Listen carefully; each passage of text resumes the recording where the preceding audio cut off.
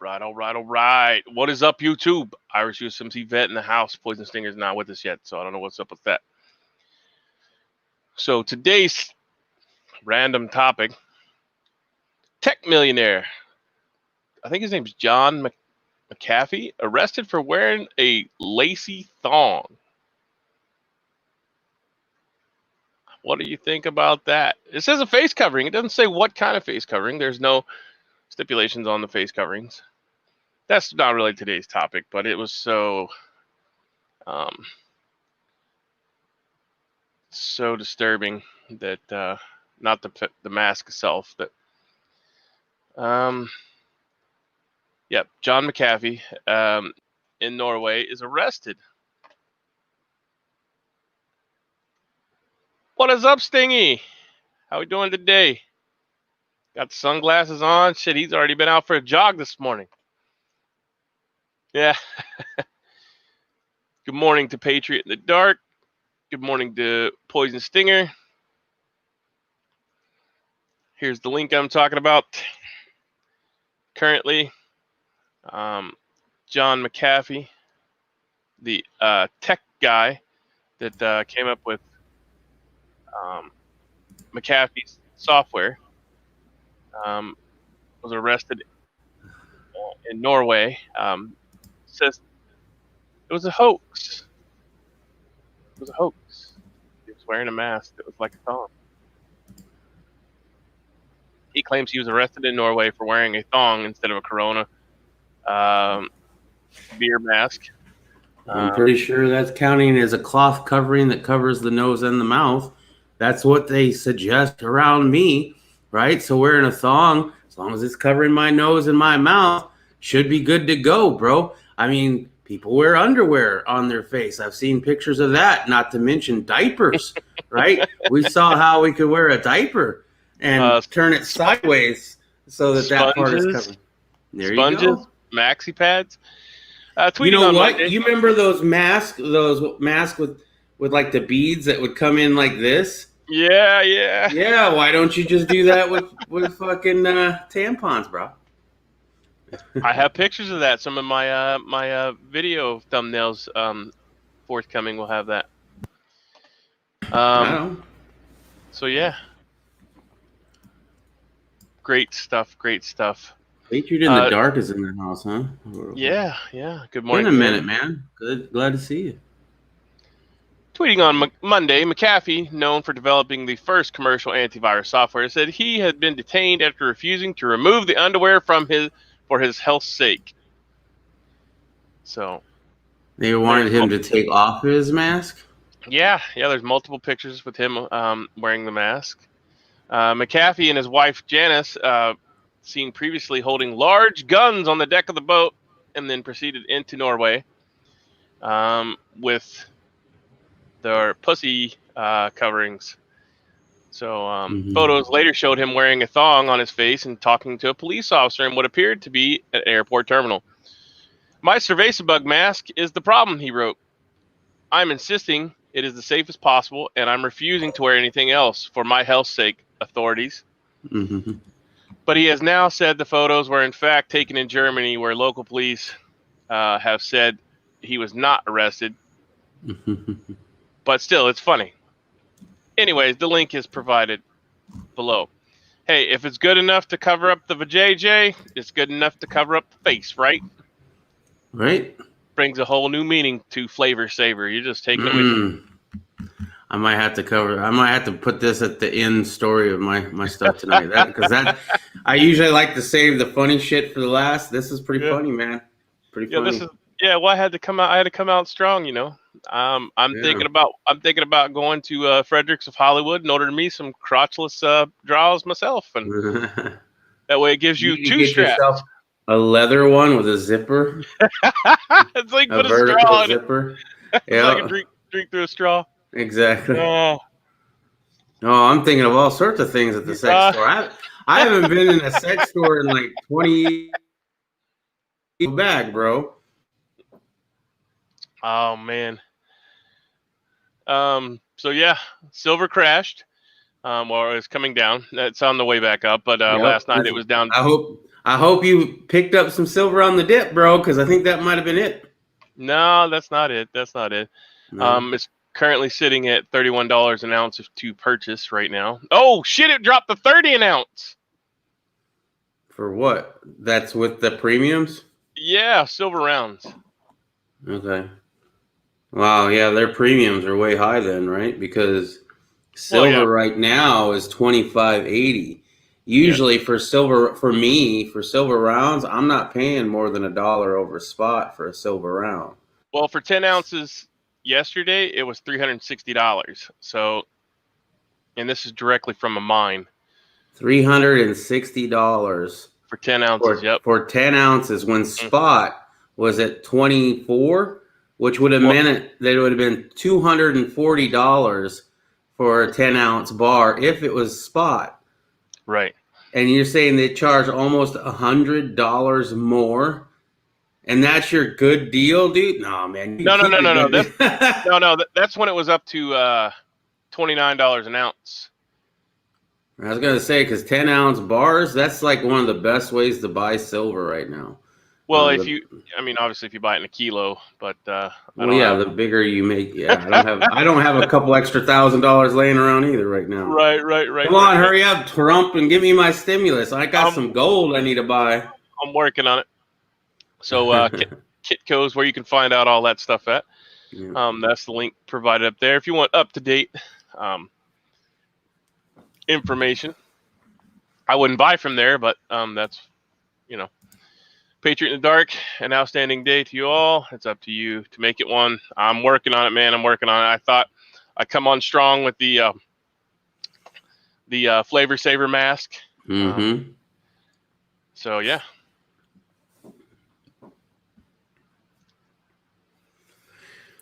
Ooh. Yeah. So how was your first semi-solid food yesterday? Was it? It was. Do you care to share or not? No, you don't have to. I'll share. I'm just trying to find the words for it, right? So for anybody who's watching who doesn't know, I got gastric bypass, and I had to go. Like, it had been a week, basically, because you have to go a little bit before and a little bit after. And a lot of places make you go on a liquid diet for 2 weeks before and keep you on a 2-week liquid diet after. But this place, like, no. They just do that to, try to get you in the right mindset or whatever bullshit it is, right? And I was like, well, glad I don't have them, right? But this one was about a week, like 2 days before. And, anyway, yesterday was the first day I was actually able to eat solid food. I mean, I could eat solid food if probably before that, but it was the day that I was allowed to eat solid food. And we had a class online and the whole bit about that. I don't know, man. It's, as a chronic overeater and knowing how I usually get my plates mounded with food, right? And here I'm finally smelling smells in the kitchen again, because the wife hasn't been cooking this whole time. And all of a sudden I smell, food being cooked, which triggers me every damn time. So I'm getting excited. And then she comes out with these little quarter cup little containers. They're like this big, and I just get all sad inside, man. I really did. And she got my little baby spoon, my little baby fork ready to go. And I'm over here trying to eat dime-sized bites instead of, and trying to do mindful eating, making, 2 quarter cups last 20 minutes of eating time. I could have eaten a lot more, I think. I didn't get the feeling of being full or the pressure that people talk about, so I think I could have eaten more. But at the same time, I wasn't technically hungry. I haven't been hungry since the surgery, even when I was on a liquid diet. The only thing I was having a problem with is I still had the hankering for it. I still wanted it, but I didn't need it, and I knew I wasn't hungry, which is kind of a cool problem, I guess, but it's an interesting thing to, for sure. So once I ate it, I mean, I could have eaten more. And I used to love eating to the point of getting that head high. And I'm not going to get that anymore, I don't think. So that's kind of sad. But that was kind of a high. Anyway, there's my story. Good to go. Good to go. Dinner was a little bit better though than lunch. Yeah, I've gotten to the point now through intermittent fasting, where I eat in a 6-hour window, and I have to eat in that 6-hour window, work out in that 6-hour window, because you have to feed your body, right? And so I've just come to, my wife's like, "Oh, do you want to go grab something for lunch?" And I'm like, "No." So I've been doing that for, off and on. I'm more fully pledged, I guess I would say, into making a complete lifestyle change, because I feel better. I just, the biggest problem for me is eating that amount of calories to maintain muscle mass in that 6-hour period. So that's my biggest problem. Yeah.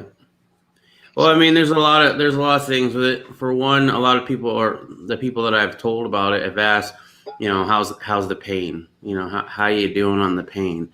Don't have much pain, no pain at all from the incisions, and I don't even know if I was in pain at the time with the incisions. I don't think I was, or if I was, it was kind of minor, because after I'd gotten surgery, I had a lot of abdominal pain, but I realized later on, after a couple doses of the good drugs that didn't really do much, I realized that it wasn't pain from the operation. It was pain from them filling your intestines with CO2, which gives you a very bloated, very, crampy kind of problem.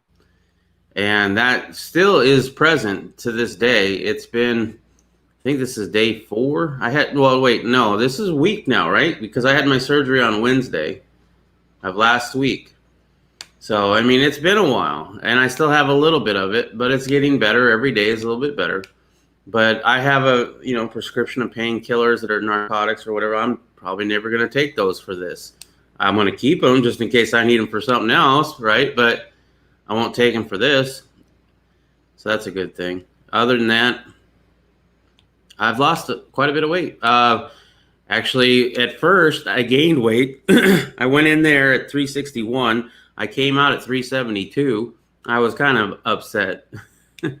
And they're like, well, it's because we filled you with fluids and all that. And it took me quite a while before I finally got back to where I was before I went into the surgery. It was just like a couple days ago, or maybe 2 days ago, that I finally got close to where I was before I went in. And now, like, I lost even an extra 4. So I started at 361 and I'm down to 357. So technically I've lost 4 pounds total from when I went in. But if, from the highest after I came out, it was like 372. So, it's finally at least moving the right way. No, that's good. Yeah. So Netflix has a new series out called The Dark Side of Wellness, behind a Netflix series on a murky industry. So I haven't watched it yet, but I wanted to ask if anybody had watched it and if they had any insight to it. Here's an article I found on it.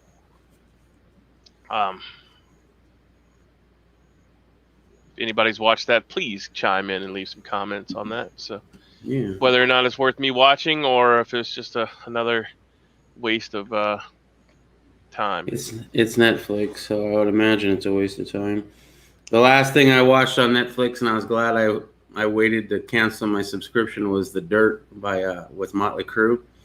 So that one was pretty fun. It was a fun movie to watch. It really got my nostalgia going, and made me wish I could go back and relive shit, but which is both good and bad at the same time.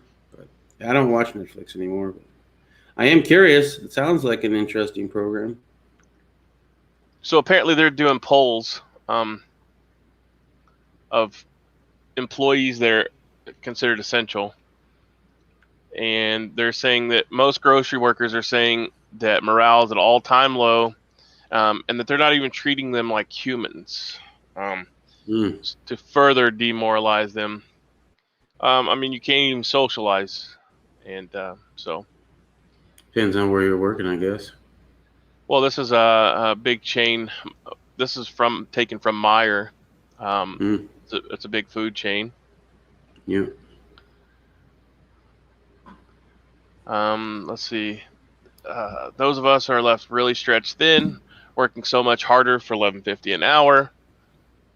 They're talking about grocers across America, across the country, say morale is crushingly low as the pandemic wears on at no sight. And then this morning on Kitco, that's the reason why I provided that. On Kitco, they're talking about that it may not be as bad as they're saying it is on Kitco, and that most Americans, it's no worse than the cold or flu. So, well, we've had reports, and I've even talked about it last night, and I think before even that, is it's reported as 5 times less likely to kill you than the flu. Mm-hmm. And then, Liberty Not Licensed was on my chat last night talking about how his father was old and had it and died, and apparently his lungs exploded and stuff. And I mean, I'll have to take his word for it. I don't know, right? I don't know him.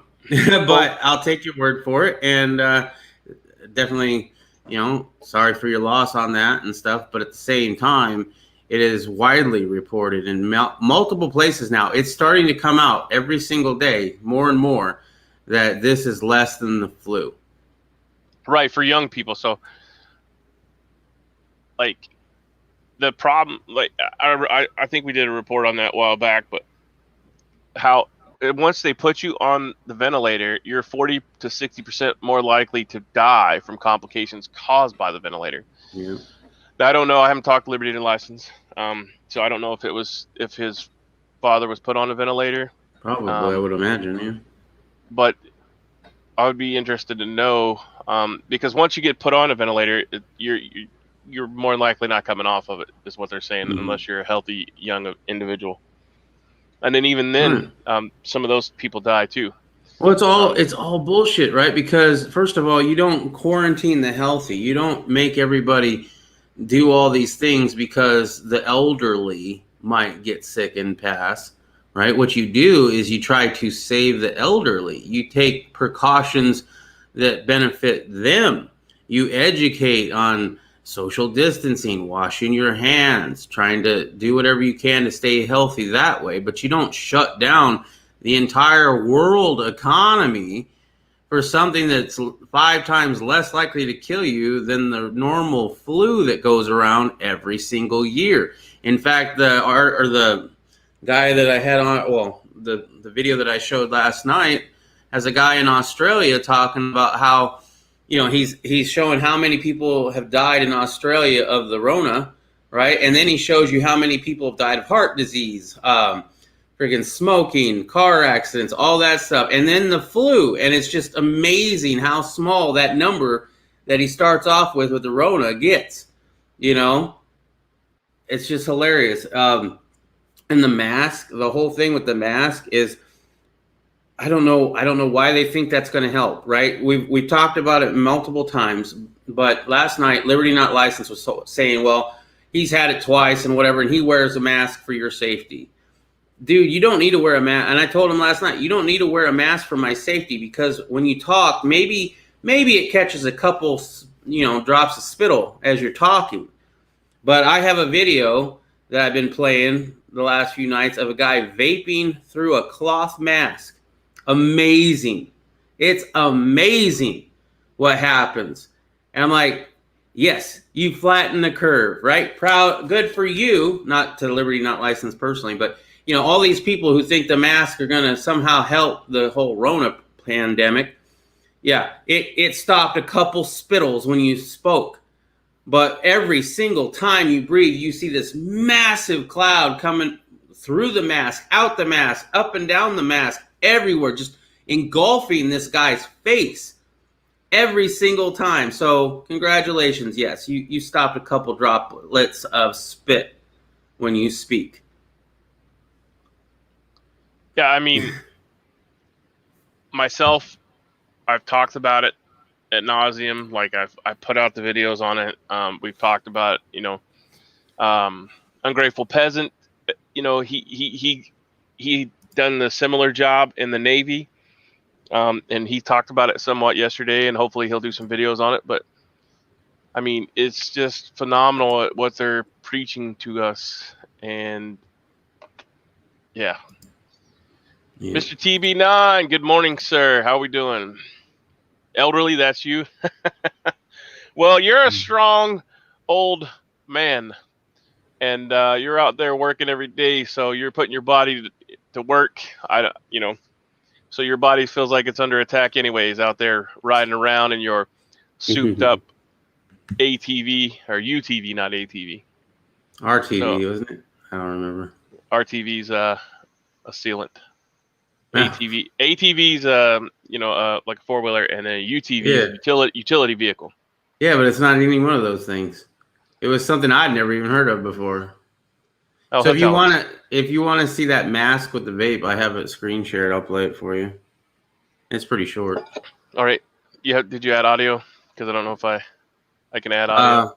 It doesn't really matter. It's just him breathing in and blowing out. All right. Hold on. Let me take Mr. TB9's.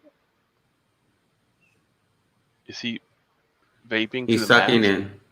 He's vaping through it. Yes. Oh. Oh shit! Every time you breathe, bro. Mm-hmm.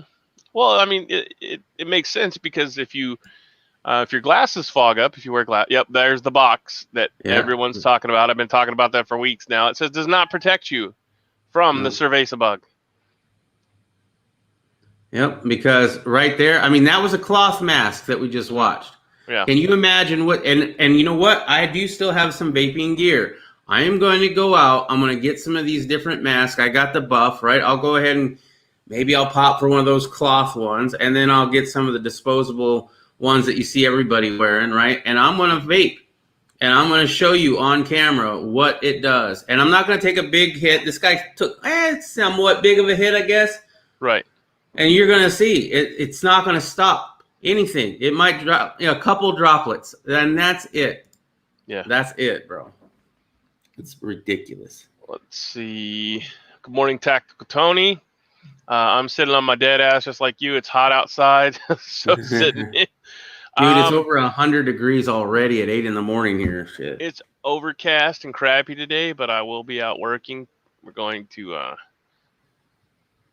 if you haven't never messed with elderberry or berries in general, they're a labor-intensive product. So harvesting them is all done by hand. There's no tools. You have to snip the entire flower head off, which turns into berries. So once the berries are ripe, you snip the whole head off.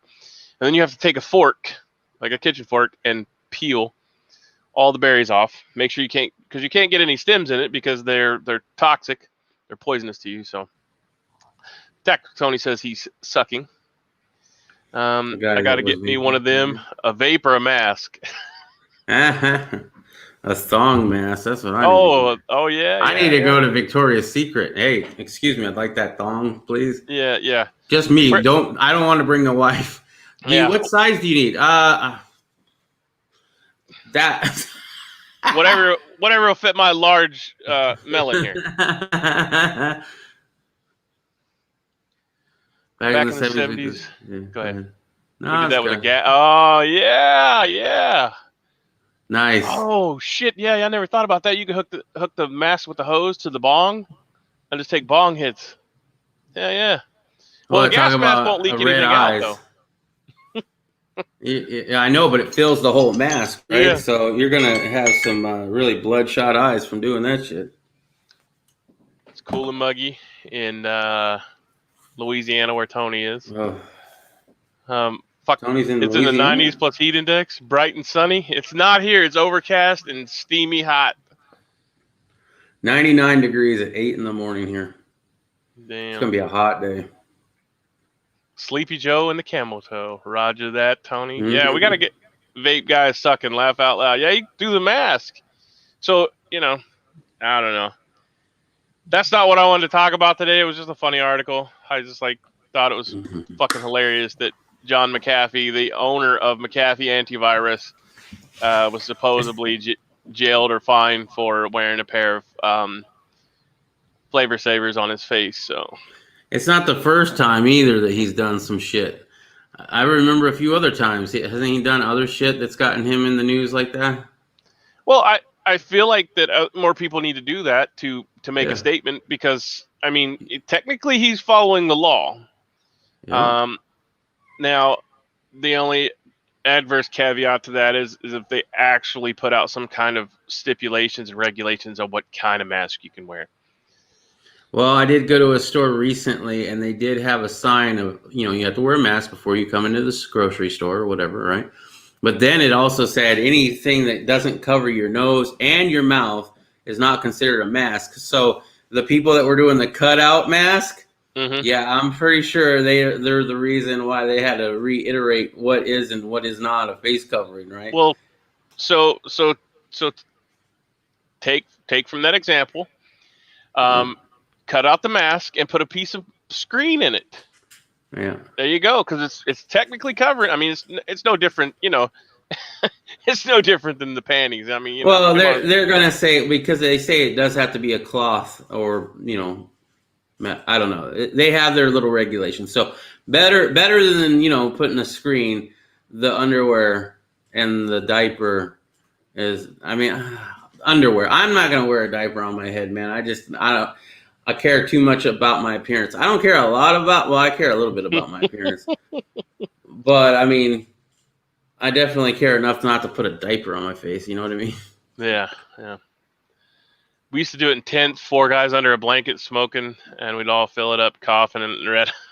4 guys in a blanket. What else would you tell me?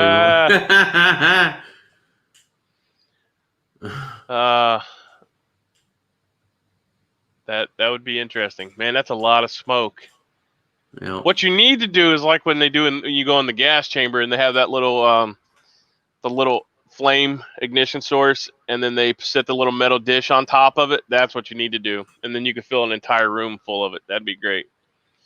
But now with vaping, I guess in Colorado legalizing marijuana and a lot of other places, you can buy the oils, I guess, and just vape with the oil, right? Am I correct on that? Yeah. Well, I could be wrong. I haven't bought it yet.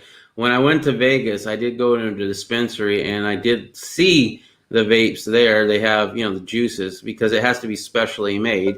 That's right. Why, so that you don't kill people and then claim that vape kills. Right. People were vaping, but at the time, for some reason, I wanted the gummy.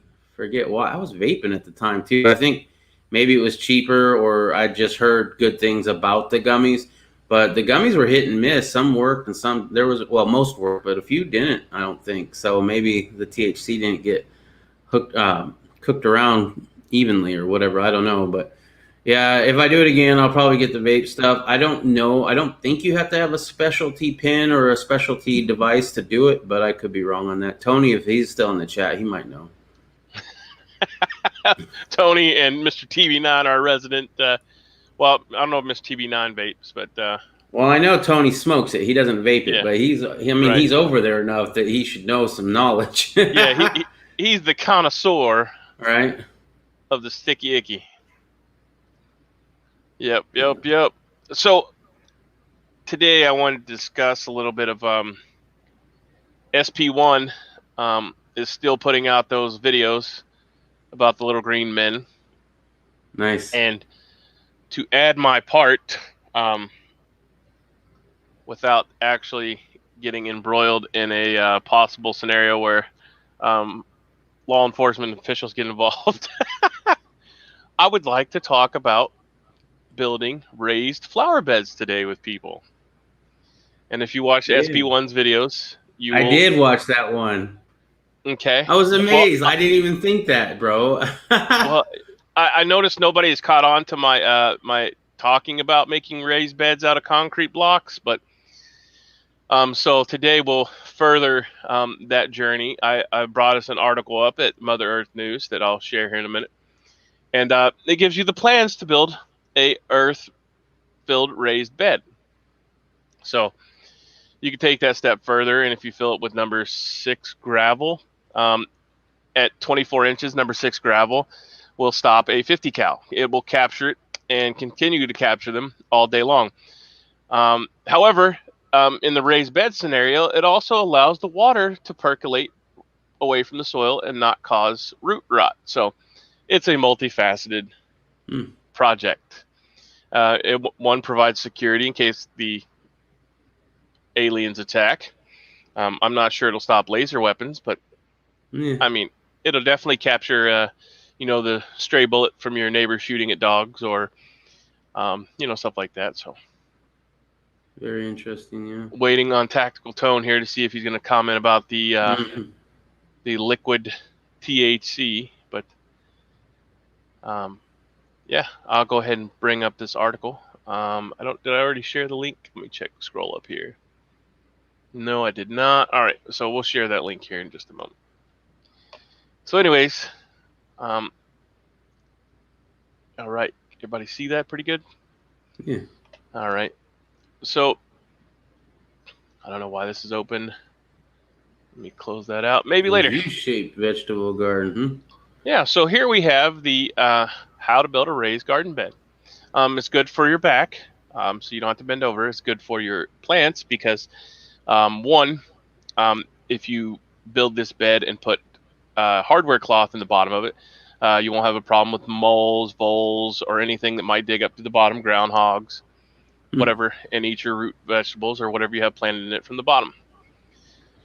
So here's the project that we're going to discuss a little bit today. Now, a U-shaped would work, and obviously you're going to have to stress this out if you're going to use it for, the alien invasion.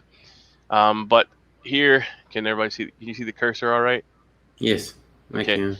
So here, this long part, now you'd have to stretch this out a little bit, but this gives you 2 feet of coverage.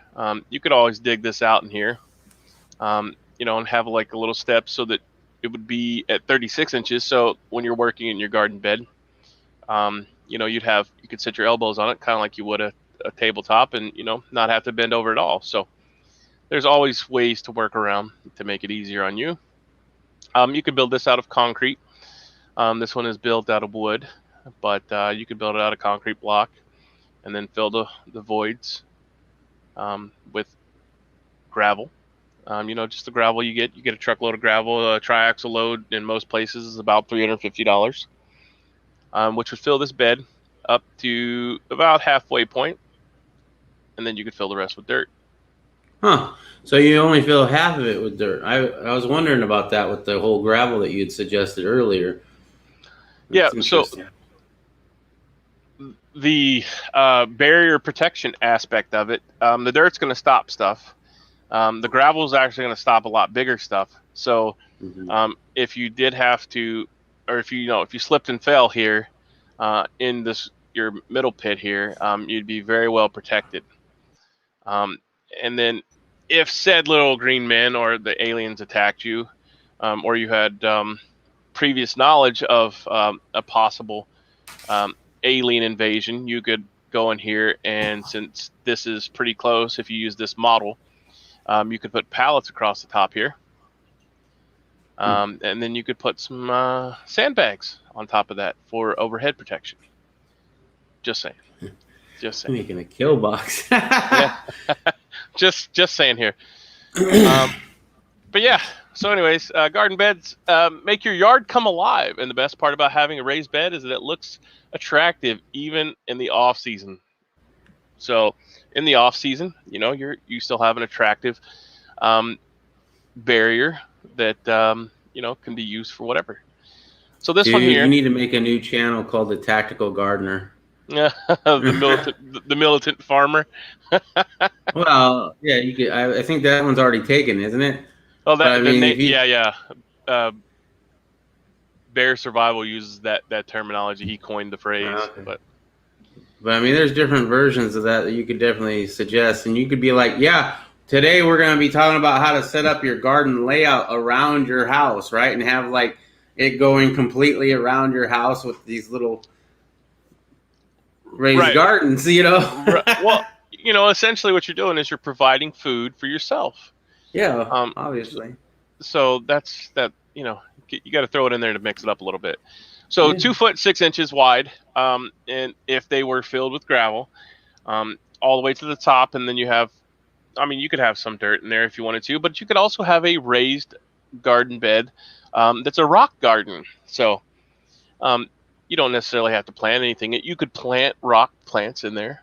There's many plants that love rocks with minimal soil. So you could plant stuff that you would plant on your rock garden in this, and it'd be just a fantabulous border, on the outside perimeter of your location, and it would provide a beautiful raised bed rock garden for you to enjoy whenever you're out. So yeah, 2 foot 6 inches. If you check, I'm pretty sure that 6 inches of rock, and I'd have to go back to my engineering books to check this out, but I think 6 inches of rock will capture most rifle rounds that you would encounter. Actually, the easiest way to make a safe room is to put 3/4 inch plywood on the outside of the wall, 3/4 inch plywood on the inside of the wall, and then fill the wall with gravel.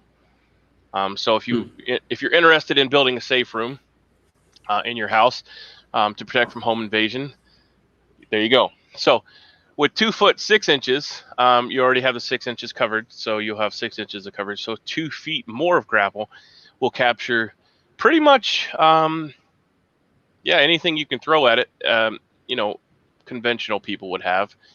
So, but anyways, it also provides the tools that you need to build said item, and the materials list. Now, I wouldn't say that you have to stick to the materials list, because anything that you can use, you could use trees on your property. You could use scrap wood. A lot of people do Pinterest and use pallet wood.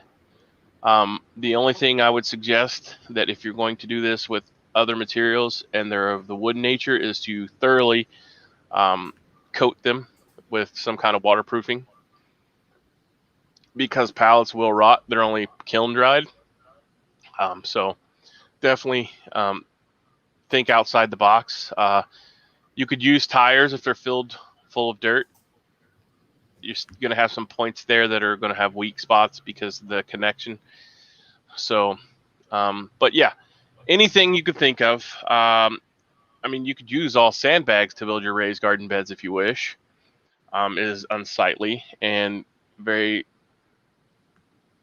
eye catch worthy. So, what you do with that, though, is you build it out of sandbags, and then you put your pallet wood around the outside. You don't have to worry about treating it as much. Well, you still have to treat the wood, because it'll eventually rot away, and then you'll have an eyesore. But with something like this, if you use treated wood, make sure if you make cuts, you want to treat the ends with a waterproofing thing, because once you cut the wood, it's not sealed all the way through or whatever. But anyways, so you can use anything you have on the homestead, farm, urban situation. You could definitely get away with putting these in your front yard. So definitely check out SP1 if you're interested in some of the other applications. But here we have one that's built out of rocks, big creek rock. There you go. Anything you can come up with and use would be perfect. Just make sure you treat it for longevity. And if you want to have a beautiful, raised garden bed, use treated wood or cedar. You can use cedar. You can use logs, like I said. Think outside the box. Anyways, it just goes on to show you. You could fill it with regular dirt. If you have a creek nearby, you can go down and scoop up some sand and stuff to put in there too. Yeah. So any questions, comments, anything we'd like to touch on this while we're here? Oh, one caveat I will say is, if you're going to use block to make your raised flower bed, you want to put a bed of gravel underneath here. And then you could pour a footer if you want to make completely permanent. And instead of using these 4x4s in the corner, you could run rebar up through the block, which would make it an extra rigid structure. Yeah, I was thinking, maybe cinder blocks that have the holes in the middle, throw rebarb in there, and then fill it with cement. They don't look as bad as, sandbags, but I mean, cinder blocks with cement and rebar, that's got to be pretty freaking strong. Yeah. So you'd want to provide drainage, and that's what this is. Actually, this is not a drainage system. This is actually so you can water the plants from the bottom. But you get the same concept with the same thing. And then in the bottom here, like I was saying earlier, if you have a problem with moles or something that might dig up underneath of it, you can put in the very bottom layer down here, you can put hardware cloth and just nail it or staple it to the bottom so nothing digs up from the bottom. And then that is not a top secret word or anything there. That's just for real life animals. Yeah, I know. Yeah. Yeah, I would have been surprised if it had been, though. Yeah. So here you see this box over here, right? I wouldn't necessarily go with that because it doesn't provide any, coverage along this way.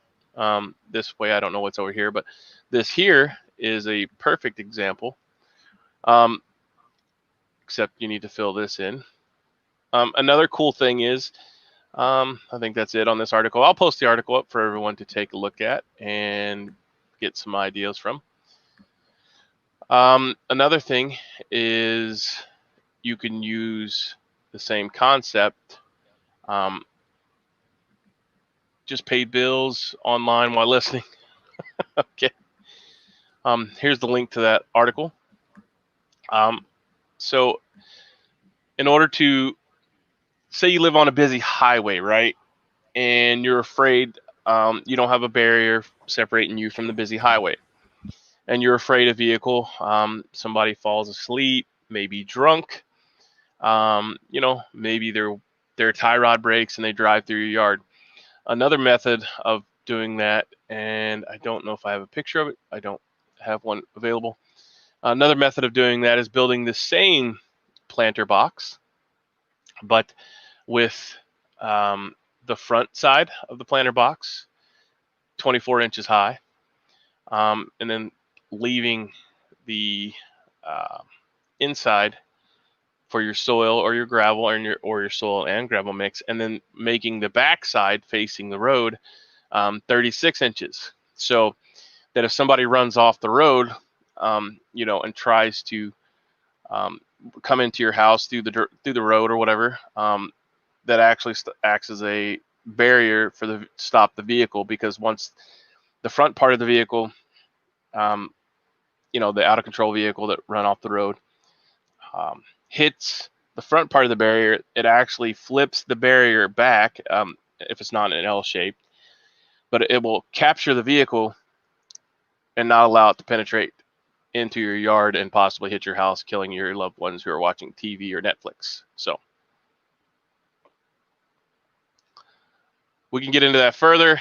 Most of that will probably be over on Patreon because YouTube tends to take stuff down that they don't like. So, and I'm on the current hit list. So anyways, any questions, comments, bitches, moans, complaints about that? We'll talk about them now. Anybody? I think, am I frozen? Nope. Okay. No, bro, you're good. Sorry. I just seen you looking away and you're on a small screen. Yeah. No, I was talking to the wife. Sorry about that. That's all right. I was just making sure. So anyways, like here, I'm saying this would be the front part of the barrier, to keep traffic from driving into your lawn. And so 24 inches here. And then this one, you would raise up to another row.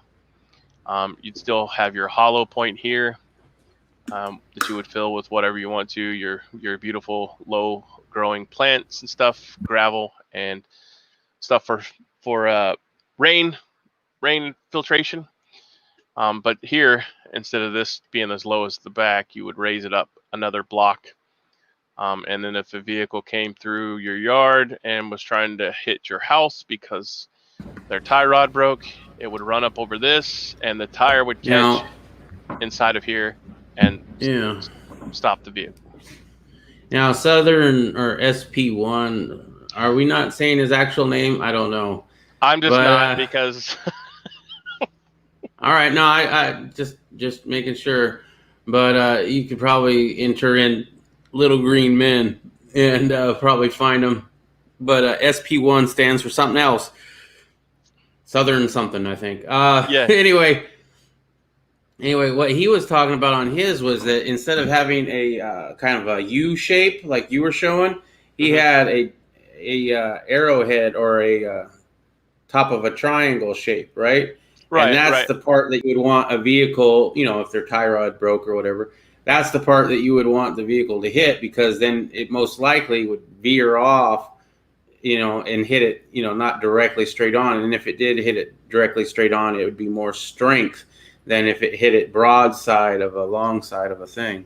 Right. Well, what he's talking about is a hasty version. So mine is more of a permanent solution that is still, if you drive through the neighborhood and you see somebody that has that put in their front yard, you know what that's about. Anybody that's been in the military is going to know that, right? However, I mean, you can make that as a raised flower bed, though, too. Like, let's say you had a square right, house. Sorry to keep interrupting. But the way it's set up is catchful to the eye of anybody that's in the know.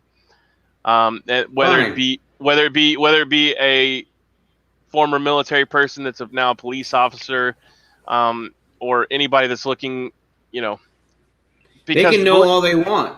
They can know all they want. It's not illegal. It's not illegal. You can.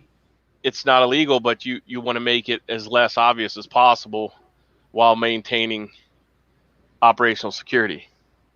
All I'm saying, though, is you have a house. Let's say this is your house, right?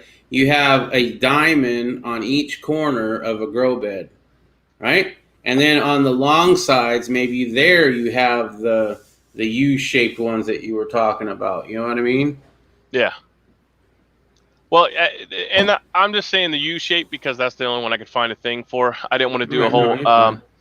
I could go into Autodesk and make 3D profiles and show you, but that's usually what I get paid to do when I go to somebody's property to do a consultation for said security measures. But we're just talking about grow beds here, and I was trying to throw in a little extra, and because of that, the way that other one's set up, it'll actually capture large multi-wheeled vehicles and stop them due to the fact that they can't go over top of it. You know what I mean? Yeah. Now, does the triangle work? Yes. It's more of a hasty thing. It's kind of like back in the day whenever they had the hasty fallout shelter, right? The people that had dope-ass ones built underground didn't have to go out and cut down a bunch of trees and dig out a trough and then throw the fucking trees on it and then throw the dirt back on the trees.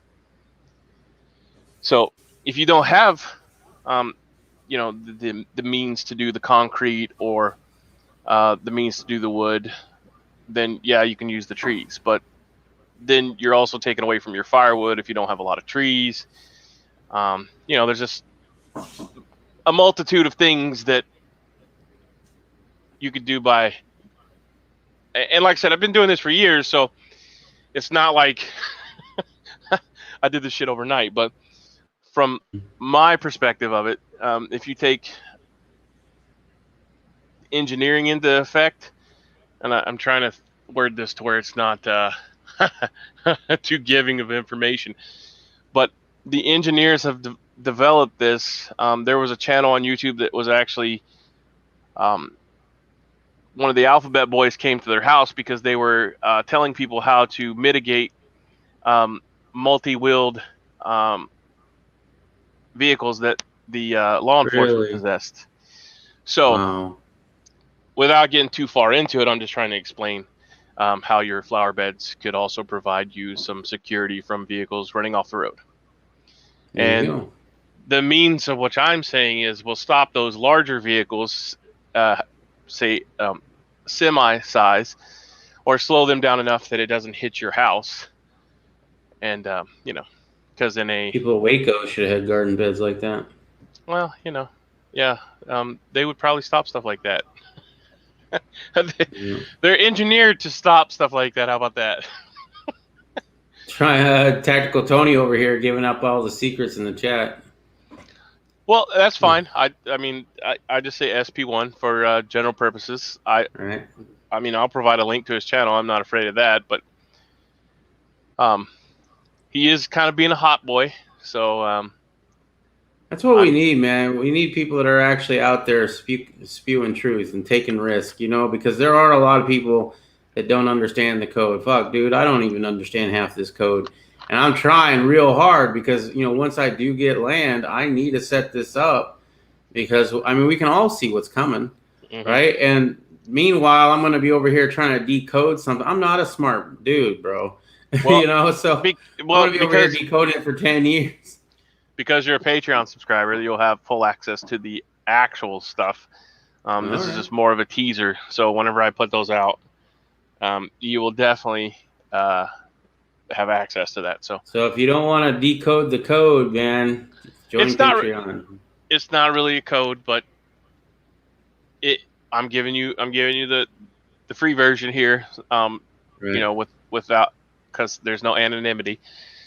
But if you take SP1's information and my information, then you'll have beautiful raised flower beds, and you save your back. Now, SP1 has went to the extreme. He's put in actual walls around stuff, like concrete walls. But this is, you know, you could get away with this in a homeowners association type place. You know what I'm saying? Because this would provide a beautiful raised flower bed, and nobody has to be the wiser that it is something, a dual faceted yard ornament. You know what I'm saying? Oh, I got you. And I agree, Tony. He's been hitting it out of the park. But he's also pushing those boundaries to where the alphabet boys will be, paying attention to him. So, well, definitely support him then, because we need, in my opinion, we need more people like him that are saying, you know what, fuck it, I'm talking about little green men, I ain't talking about nothing else, and sharing that information. I can decode little green men a lot faster than I can decode other things. So. It would behoove you to put these flower beds in. You don't have to put them in a U shape. You can use the L shape. The U shape just provides you, left, front, and right. So, but if you put them in at angles of your property, like he was talking about in the L shape, they'll beautify your home and also provide you some cover if your neighbors decide to have a Hatfield McCoy moment. Is that decoded enough? Yeah, that one I can actually get, because I've actually learned about history a little bit. I am sipping coffee as well. I'm actually out right now, so I'm drinking my water. But Mr. TV9 has the advantage of living in Tennessee right now, so he has a lot of trees down. So Mr. TV9 can build some beautiful raised beds. And make his wife super happy by planting flowers in them. And it'd probably be a good place to hide metals. Nobody's going to look in your flower bed. And if they have the mesh on the bottom, nothing's going to, they're not going to sink out. Yeah. And also, on that topic, I guess, because you have to put drainage in there, you could also put a false pipe in there that look like drainage, like a monovault or a sealed piece of PVC, and store your wealth there, or other things. Some folks just like to watch the world burn, right? Yeah, great movie. So yeah, that was my mainly wanted to talk about today. And like I said, if you want, and I'm not sure how I think I may have to create a Vimeo or actually use BitChute to put those videos up, just because of the climate and the fact that the alphabet boys tend to frown upon stuff like that, telling you how to, stop a motor vehicle from, hitting your house while you're watching TV. So They don't like it when people can actually stand. We've seen that many a time, unfortunately. Black Rifle, man, that stuff's too rich for my blood, man. I can't afford all that. I'm a poor farmer. I think it's Black Rifle coffee that we were buying here and there, but yeah, it's not cheap, bro. It's not cheap at all. I looked at it before, and it just doesn't fit in my budget. So, I mean, I like I like that it's American made, the whole bit. But right. Dude, you got to be somewhat competitive, man. You're trying to talk to people who right now can't even buy ammo because it's so damn expensive, let alone now want to pay that much money for coffee. I'm trying to buy ammo, motherfucker. I need to save that money. Trying to buy ammo. Yep. So anyways, do we have any questions about that? Anybody? I know because some people are going to watch this later. So I'm just trying to figure out if there's anything else. Is there anything that you have questions about as far as do you think you could put this together construction-wise? I think I would have questions definitely while I'm putting it together, okay. Right? Because the dimensions are easy. I mean, I can go back and watch this video and find the dimensions that one person was showing on there. That's fine. The article that you posted, I could go there and read that. The drainage is interesting, I guess, because I never thought of that. I just thought raised garden bed, that's just all dirt. No, apparently not. It's half gravel, half dirt. That's very interesting to me. I mean, I guess it depends on how high it is. It's going to be 24 inches, so 2 foot tall. If you're not going to use it in the aspect that we're referring to, like SP1, you can use empty wine bottles to fill the bottom. You can fill it with broken chunks of concrete, because there's always somebody trying to get rid of rubble, like they broke up concrete or something. You can put busted blocks in it. However, for the SP1 application, you don't want to do that because it would cause voids. Now, when I built my wife's raised beds by the house for her kitchen garden, they are not. They're filled full of broken concrete and dirt. They still provide, I would say, a lot of the protection, but I wouldn't say as much as the protection if it was filled full of gravel. Yeah, well, I mean, around here, gravel's not too hard to come by. A lot of people use it for their front yards instead of grass. Right. But I just found that interesting, man. And then I guess how tall? Well, I mean, that's in the plans on that one. If we're just saying that the plans for that one, the dimensions anyway, right? If the dimensions are fine, then the height of that, which I don't know if it shows the height of that. It talks about it down here. You can build them as high as you want, but generally speaking, with the lumber they're talking about, they're 2x12s. So you're looking at 11 3/4 inches. So about 24 inches when you put the top cap on. Nice. So yeah, I mean, I guess other than that, it's just the materials that you use to build the wall, right? So yeah, in my mind, I think cinder block with some concrete is a pretty good option. I mean, yes, wood would be all right, but yeah, you have to get the treated stuff. Even SP1 was talking about that, and I mean, he says it wasn't cheap, but he bought the scraps, and he was able to put his together from the scraps that he had got for real cheap. Right. I don't have those kind of hookups, so I'm gonna have to pay Home Depot prices most likely. Well, you can always look to see if somebody's tearing down a deck.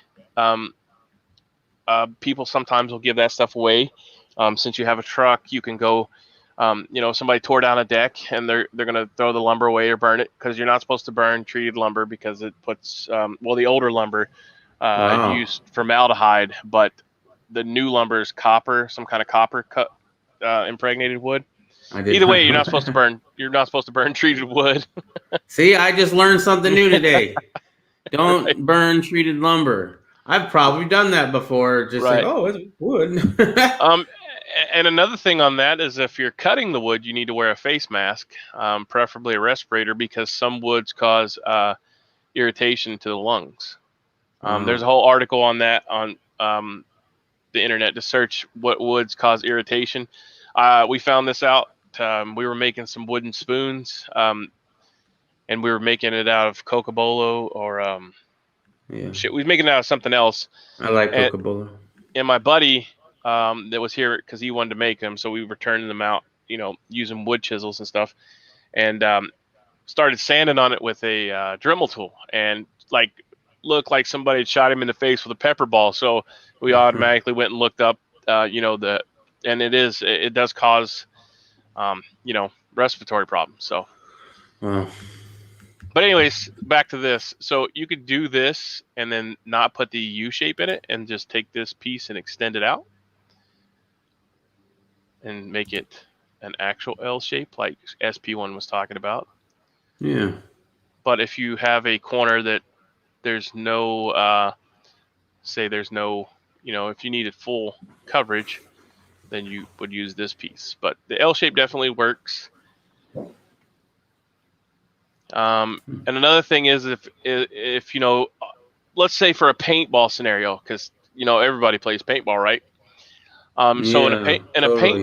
paintball scenario, you could dig out a trench, leading from your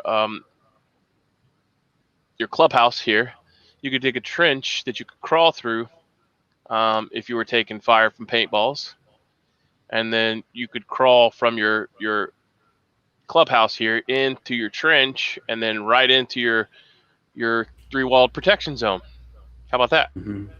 We could talk paintball. I never thought about that. I have paintball tactics, bro.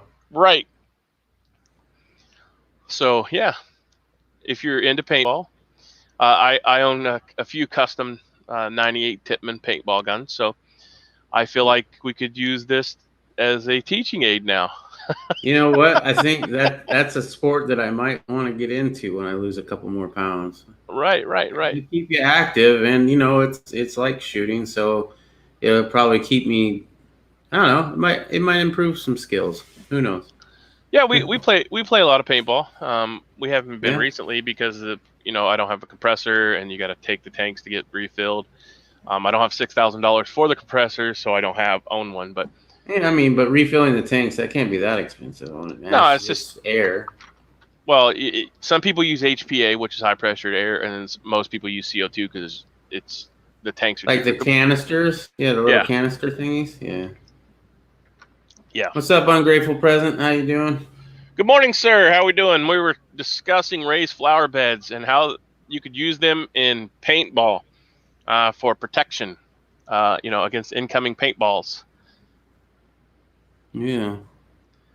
And how now that we think that paintball might actually be a thing at your local house, Well, yeah, you could play paintball at the house now, but these raised flower beds would be perfect for that. When you let your kids go out and play paintball in the yard, they provide adequate protection up to 50 or 68 caliber, because that's what paintballs are, right? So the 2 foot 6 inches of gravel would stop any stray paintball from hitting the player that's inside of the raised flower bed. Yeah, the raised flower bed. I mean, you can have beautiful flowers and still play paintball around the house and not worry about getting hit. Doing good. We're just discussing raised flower beds and how they can be used for protection when you play paintball. Because they'll stop up to a 50 cal or a 68 caliber paintball. When properly filled, and they provide a beautiful, addition to your front yard. Those penetrating incinerary paintballs. They'll stop anything. Nice. Like I said, 6 inches of gravel will stop and capture most. More than a level 4A plate will stop. All right. So yeah, and they'll definitely stop those paintballs. So very nice. What are we doing today, Ungrateful Peasant? You doing all right today, sir? Mr. TB9 has fell asleep or is watching booty videos on YouTube. Tactical Tony. I don't know. I think he fell asleep again on us. Yeah. He's working hard, man. Oh, it's hard work. Definitely hard work. Yep. So I posted the plans for that, right? I'm pretty sure. Yeah, you did. You did. I'll post it up here in the end just in case, because I didn't realize that you have to watch the entire video to get the link, so I'll throw it in the bottom. All right. Again, before we roll out.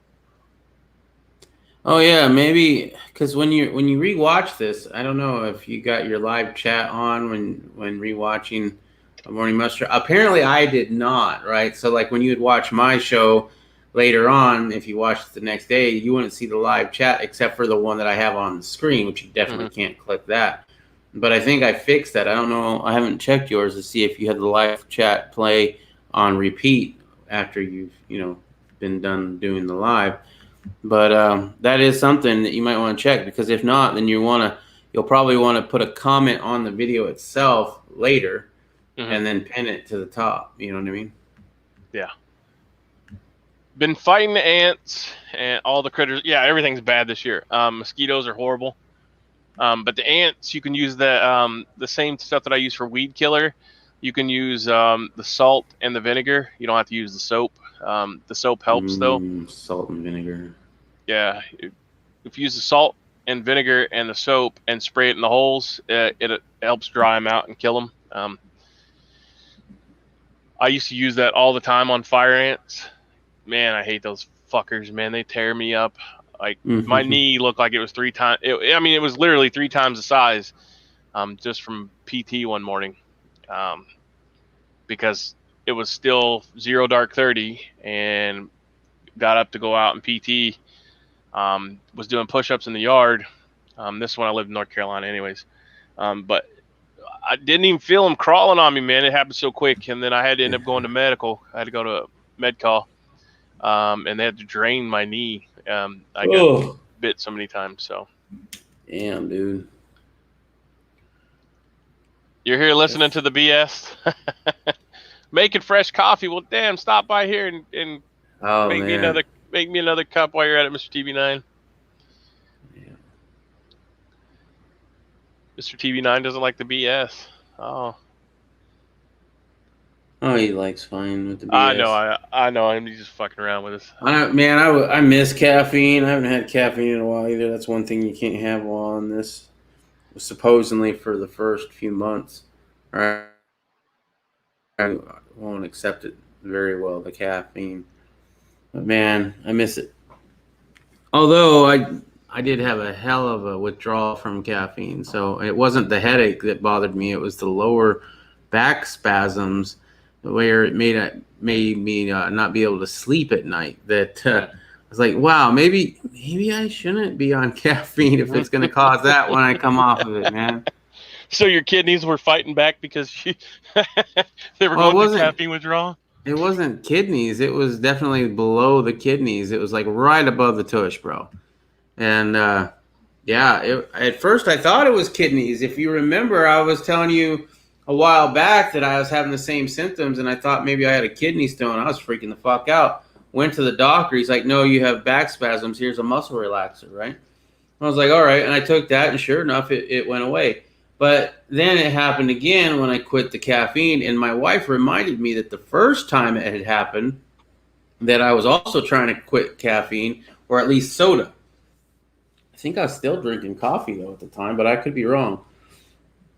But, yeah, caffeine. I never heard of that before. Because my caffeine headaches aren't shit, man. I mean, they're not much at all. I get a little bit of a headache for a little bit of one day, and then it's done. Power on. 16. Hey, do you got your ears on? You got the... You're not muted, by the way. So you know. Oh, hold on. I love the BS, just thinking how rich I'll be when the metals go up. Dude, they went up pretty good, didn't they? I don't have a lot. By the way, thank you for your donation the other day, dude. That was amazing. I have, if you just did melt value, because I have a spreadsheet, right? I'm trying to get more organized with my metals. If you just did the melt value, which obviously you're not going to do that, I was at 3,900. Well, technically I was at 4,300 when it was up to $29 just a couple days, like on Monday, right? So they're like $4,300, and then it dipped yesterday, and that brought it down to under $4,000. So I'm like watching these numbers, just like hundreds of dollars. And I mean, I don't have a big pile, right? Nothing probably like Mr. TB9, but enough to where it's hundreds of dollars if it goes up or down just a few dollars, right? $1 is probably at least $100, or like $150 up or down. And for me, that's that's a new thing, right? I've lived paycheck to paycheck my entire life, and I just got into putting money into metals in like February. So it's been an interesting road and journey since then. Same here, YB9. I want to pay to have our house built with gold. Nice. That would be something. TB9, yeah. All right. Yeah. Sorry, I missed all that. Had to. No, you're all right. I was just talking about metals.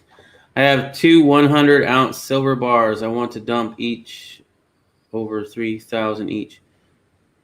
You have 2 1,000-ounce silver bars. I want to dump. Oh, when it gets over $3,000 each. Yeah, that's cool. I mean, that's $30 silver, right? That ain't much. You could probably do that pretty easy. Other than that, man, I'm definitely thinking I might buy some gold. We did have a dip, but it is going up, right? So I have to wait till Friday until I can pop for any more silver or gold. But I have 2 people. I have my guy, who is a very small operation that usually only has silver, but sometimes he has gold. When he does, he has the absolutely best prices ever, right? I've never found anybody online or even some of these YouTubers who are like, oh yeah, my local coin shop dealer is great. He gives me this for that. I'm like, my guy's a lot better than that, right? So I love my guy, but the only problem is he doesn't have a big stock, and there's too many people that know about it, right? So he's always running out of stuff. So if he doesn't have gold this Friday, because I have more silver than I have gold, and I kind of want a 50-50 split, or I definitely at least want to have more gold than I have. I might have to go to my secondary choice, which they're still good. I mean, you can still get gold and silver there for less than what you can buy it on, all the websites, all the online bullion dealers. So, I mean, it's all right, but it's a little bit more than that guy. I'm trying to find on the phone, man. It's easy to find silver prices, but on the internet here on Kitco, it's like Yeah.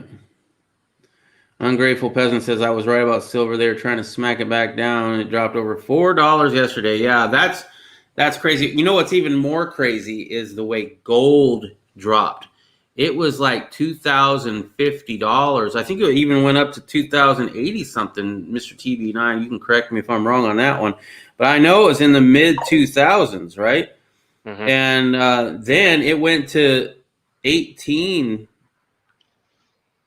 It was like 1850 or something, or 1880.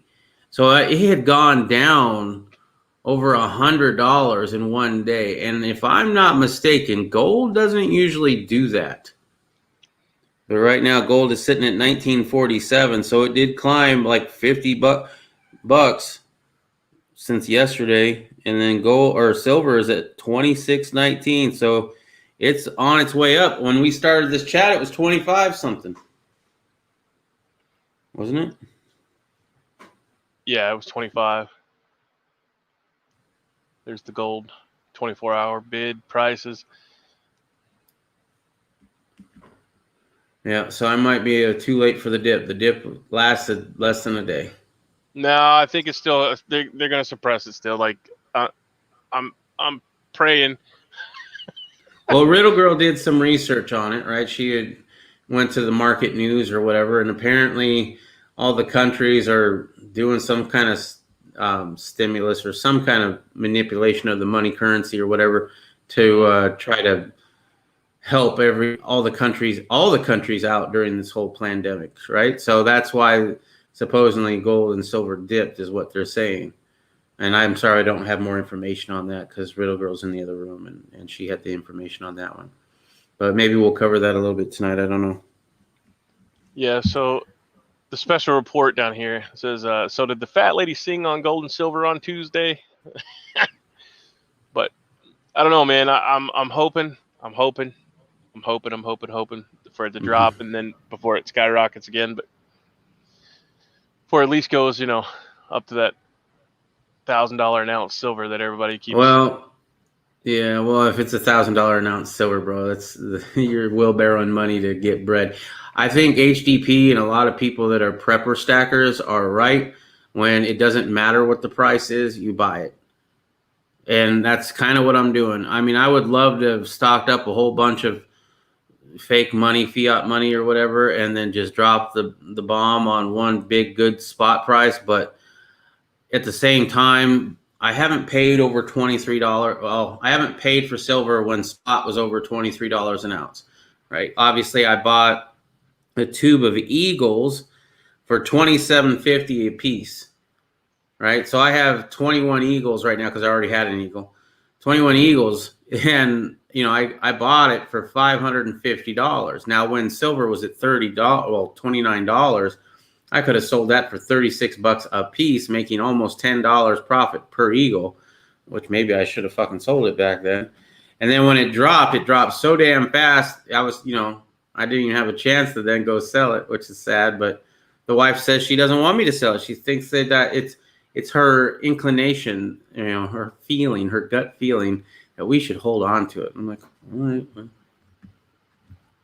Morning, Saints and Sappers. Hey, Ungrateful Peasant. They don't want silver to rise until, exactly. They don't want it to rise. So I'm on that razor's edge, waiting for that dip. I'm hoping that between now and September it'll drop to about 20. I'm hedging my bet on the fact that once everybody gets a little of this stimulus check, that the silver prices may go back down, and once that happens, that's the buyer's market for me, and I'm going to stack that shit as high as I possibly can.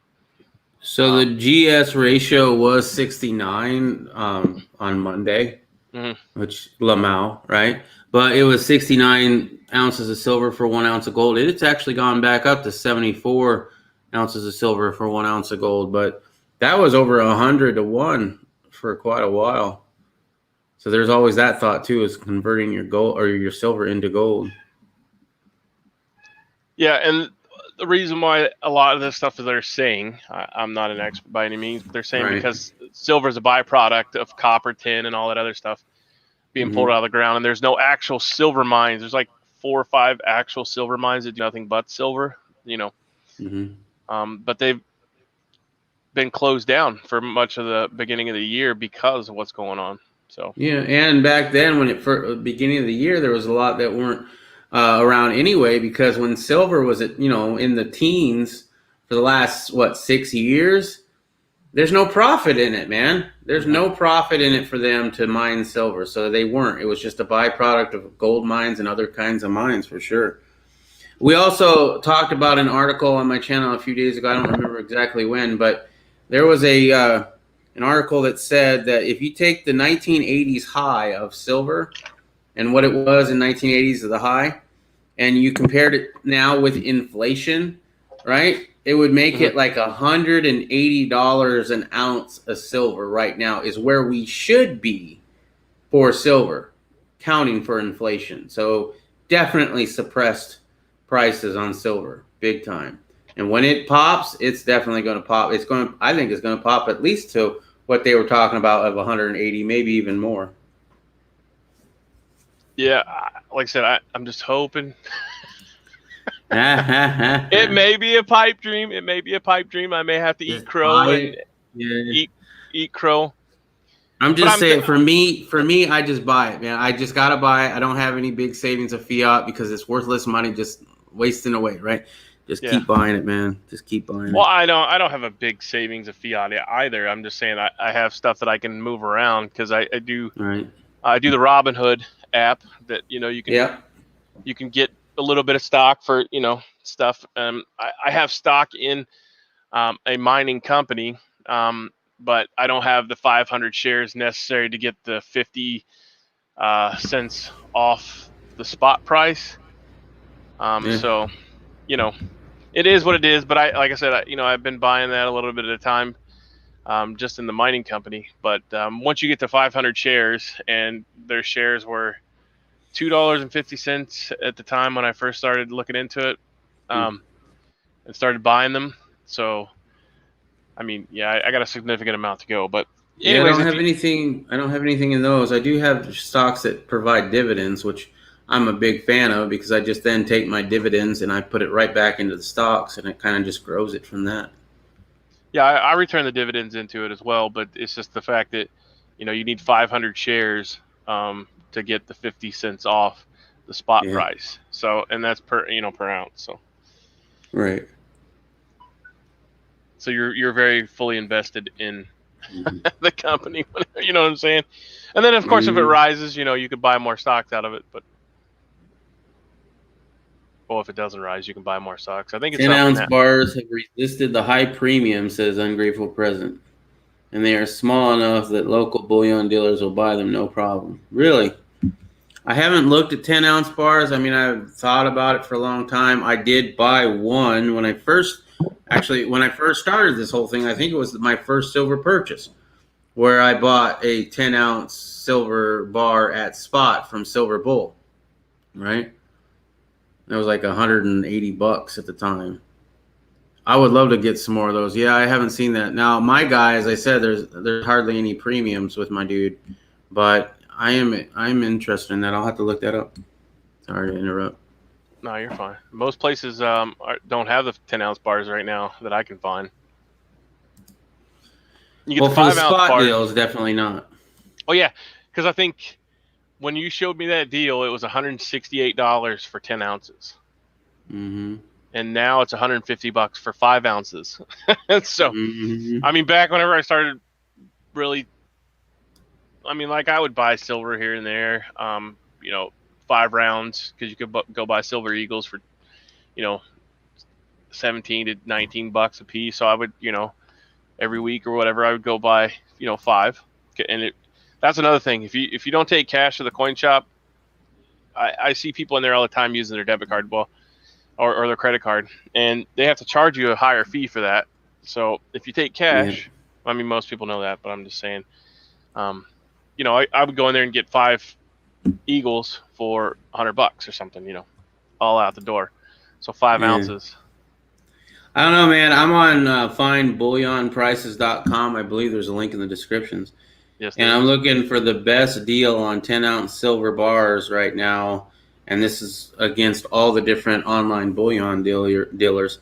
Prospectors Gold and Gems has the lowest 10-ounce bar, and it's for $293.45. It's a $30 premium or $3.06 premium per ounce.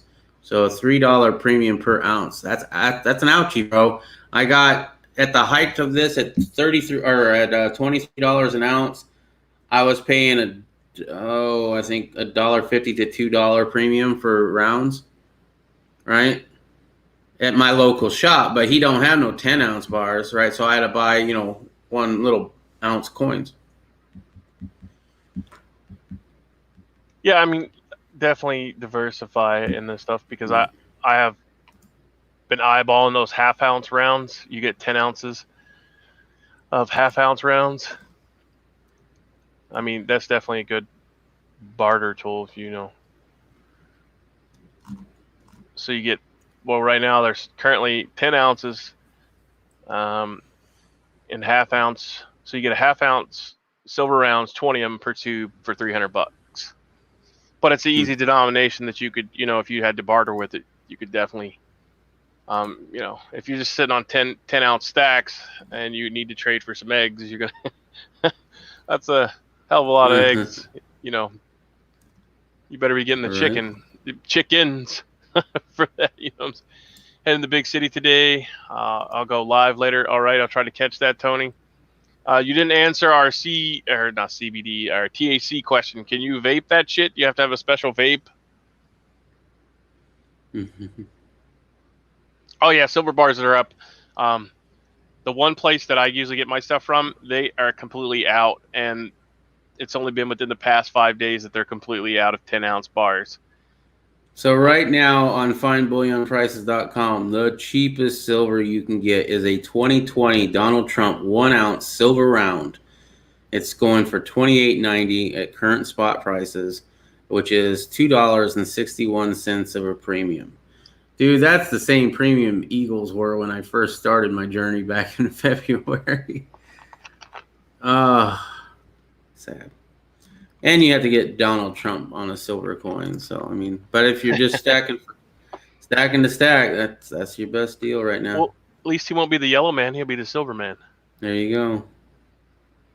Other than that, it's mostly constitutional, and I've been stacking mostly constitutional. I've got like most of my stacking constitutional, and I kind of like it because I like to play with my silver. Damn it, you know, I got a couple pieces that are in airtights and whatever, and obviously my gold is in airtights, but I like to touch it. I mean, my wholesale place is even, you know, jacked everything up, so it's not like it's any different anywhere else. Like the wholesale place that I buy stuff like the wire and the solder and stuff to do knife handles or pistol handles or whatever, you know, the inlay stuff. I mean, that shit's super extrapolated now. It's like super exorbitantly fucking, I don't even know what the fucking word I'm looking for, but it's, I mean, you can't even buy it wholesale.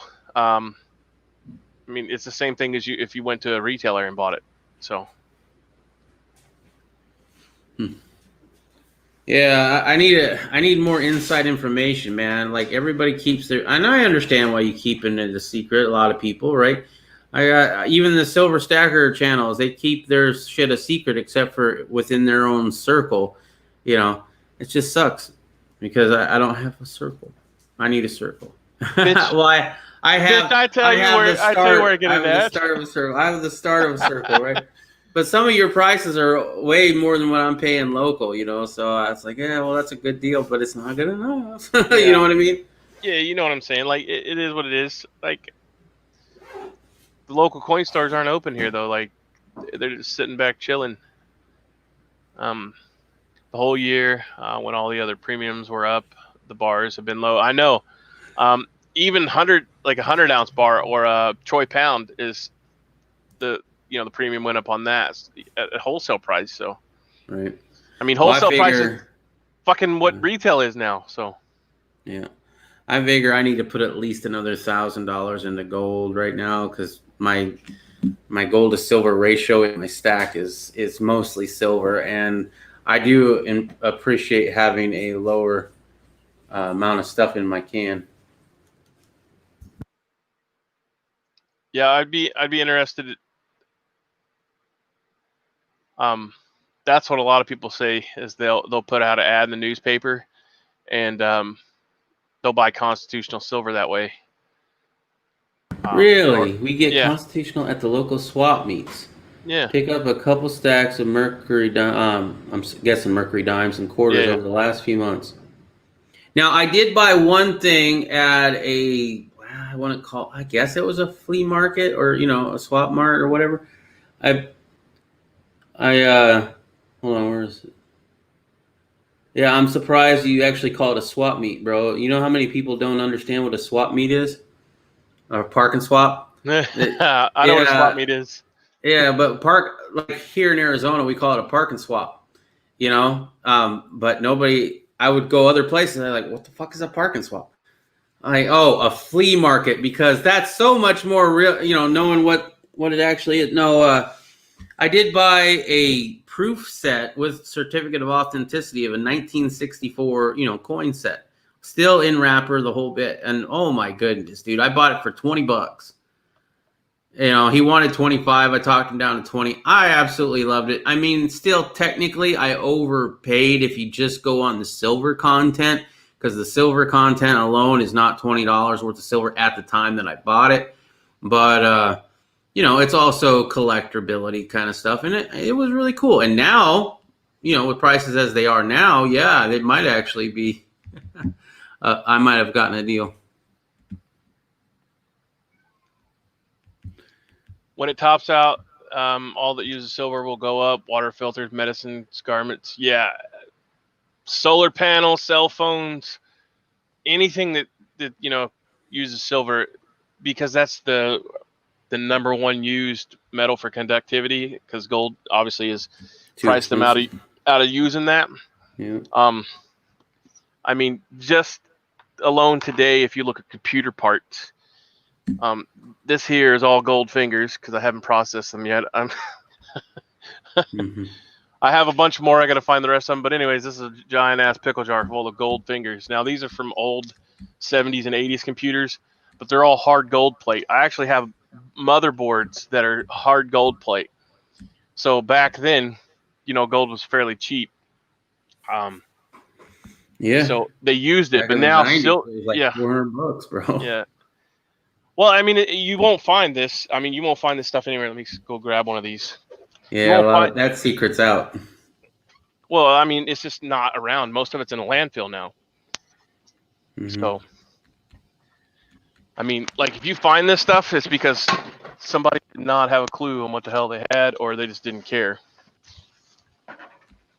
But at one time, I was getting, tractor trailer loads of this shit because they didn't want to process it because it had mercury and stuff in it. And so I would buy, a tractor trailer load for $1,000. And literally you could take just the parts, like these cards, and sell them to a company up in Pennsylvania, I think. And they would pay you for them and recycle them. Well, and then I found out later on that all this stuff that's hard gold plated, see that? Mm-hmm. That's an entire fingerboard, solid plate. So there's some process you have to go through. This one's not been depopulated. You got to put, I got a stove off the internet, Craigslist or something. And you have to put a tray of sand, like a baking tray of sand. And then you put this board or boards in that sand and turn the heat on. What that does, it removes all the solder off of it. And then you take the excess metal off, yada, yada, yada. It pulls all this stuff, and it's called depopulating the board. Right. But then once you take that off, you put this in nitric acid, and it strips all the gold off. There's a process. You can watch it on YouTube. It's intense, man. I mean, you got to be real fucking careful with that shit. But it's interesting. I don't think I'd do it myself because, dude, I always burn myself with hot lead every time I make bullets out of, lead. So if I'm doing that with just making lead bullets, fuck, man, I'm going to die trying to do that with the gold. But it's very interesting. Well, that goes into proper PPE. You have to have proper PPE. You can't wear Under Armour I wear clothes. flip flops and a muscle shirt when I'm making lead bullets. No. Another thing that most people don't know is relays. If you have any old breakers or anything, those have sterling. I think they're sterling. Some of them are silver. Some of them have some other content in them. But if you can come across one of these motherfuckers, my. Yeah. These are circuit breakers out of industrials. And these have, I think when I measured them, 1 ounce per contact. So 1 ounce of silver, which is sterling, and you can process it down too. But these big bastards, I mean, they also have aluminum content, copper in them. But most people throw these away once they change them out. So if you know anybody that owns a scrapyard or somebody does contracting work, contact them, tell them you want this stuff. And then when you take it apart, you have a wealth of recyclable metals. But anyways, the silver contacts in them are fucking huge. I mean, they're almost 1 ounce a piece, if I remember correctly. I did probably 10 of these already, but I just kept this one around because it's fucking huge and they're a pain in the ass to break apart. Ungrateful Peasant over here is talking about his flea markets that he goes to and gets constitutional. Dude, don't you come to Arizona sometime? You need to hook me up because the ones near Phoenix, they don't have silver, man. I mean, there's 2 that I go to. There's a lot of them that are around, but most of them are just drop ship stuff that you would find on Amazon or on eBay. It's all brand new in package. They're charging full prices. It's not a real swap mart or swap meet, right? So that I don't like that. I like the stuff that people go, they buy an old locker or whatever, and they, it's basically like a thrift store or whatever. So there's one in Apache Junction that I go to. They don't really have silver unless it's jewelry. And there's one in Glendale that I go to, which I don't think I've ever seen silver there. No, it's usually tools and other stuff there that I'm interested in, jewelry also. But I haven't found any that have coins. Now, there used to be a swap meet up in Chino or Prescott that I used to go to that maybe might have. I haven't, it's too far. It's like an hour and a half to an hour and almost 2 hour drive. So it's not like I'm just going to go up there on the weekend. However, I might, man. I'm thinking about it. I do kind of want to get out of the house, and maybe that's a good excuse, but there's no guarantee. I do know they sell guns there, which I did buy one back when we were living in Ashfork there, and it was the one that I've wanted for years. So that was a really cool experience. But anyway, sorry, got off track. Ungrateful Peasant says he pulls out $100 every time and just walk around looking for silver and old Coleman stuff. Nice. Yeah, the old Coleman stuff is good, heavy duty built shit. Save the nitric acid; it has better uses. Ha ha ha. Well, I understand that, and I need to come spend a weekend or a couple weeks at your house so you can, pass on all that expert knowledge. But I actually this time I'm going to use the hydrogen peroxide muriatic acid version. Just because I can leave it outside and don't have to have it inside the paint booth with the overhead air kicked on. And by paint booth, it's a small paint booth. It's not big enough to put a car. It's just where I do stuff like anodizing or right. hydro dip stuff. And that's what goes on in there. It's airbrushing, shit like that. Nothing, no cars or anything like that. I've done some 4-wheeler parts, but I didn't know you did hydro dipping. That's cool. Yeah. I might have to send you a top shock mount for a Solo, or what is it? Han Solo? No, my Solo Star. What is shit? I forget what's on my friggin' pistol, bro. So I don't know if I could show all of this because we're live, but this is hydro dipped. It's been worn off, but I didn't put the rubberized coating on this one. Increase the video size because we're in a small window.